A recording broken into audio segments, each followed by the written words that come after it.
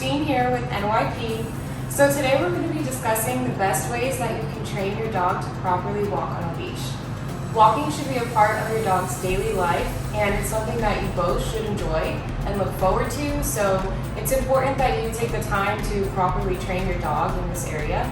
In this video, we'll be discussing some general leash training tips as well as tailored tips for puppies and adult dogs. Let's go ahead and jump right in.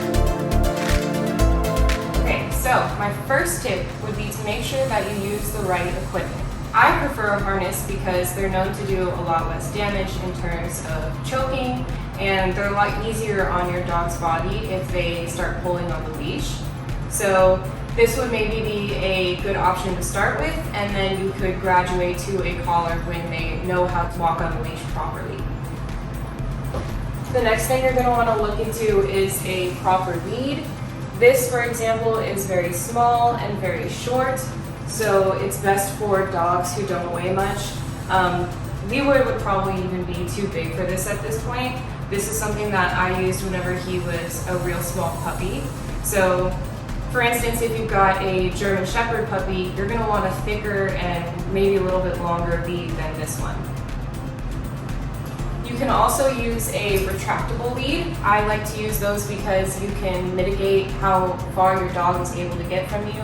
I find that those are really helpful whenever you're walking alongside streets or busy roadways or just anywhere where your dog is facing a lot of distraction.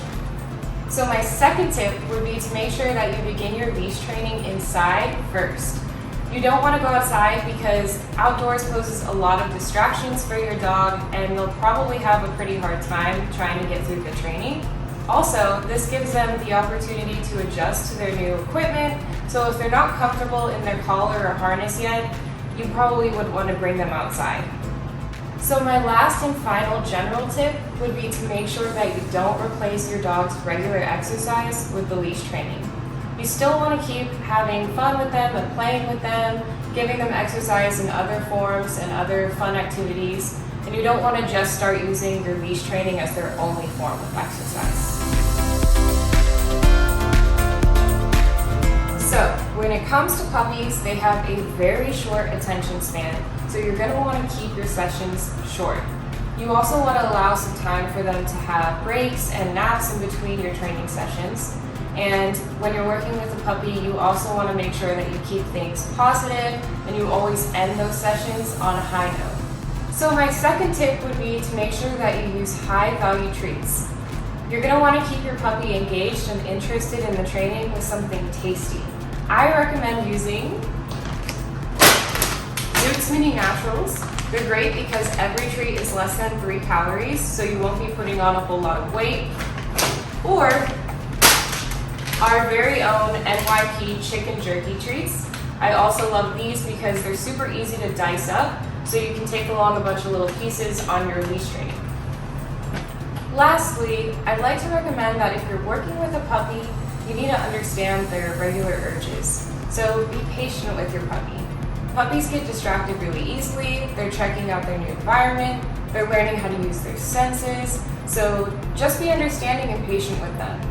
Don't be too hard on them because impressions weigh a lot when your dog is young.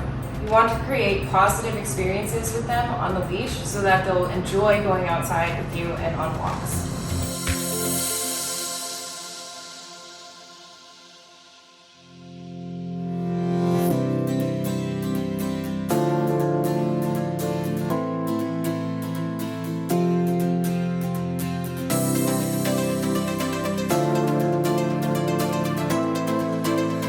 So when it comes to adult dogs, you want to be sure that you work at their pace. Especially if you're working with a rescue or an adopted dog, you want to be sure that you're not rushing them through the process or forcing them through any bad trauma that they may have experienced in the past.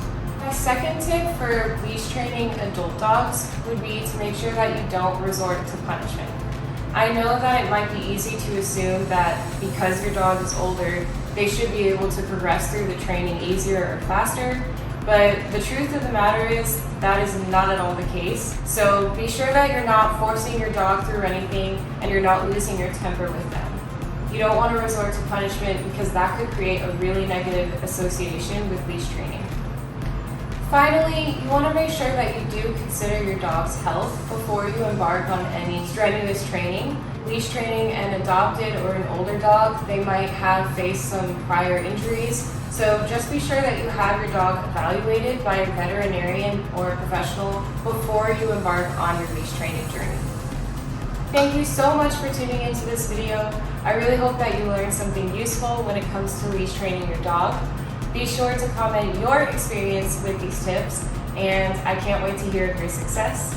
Also, be sure to like, share, and subscribe, and I'll see you in our next video. Thanks for watching.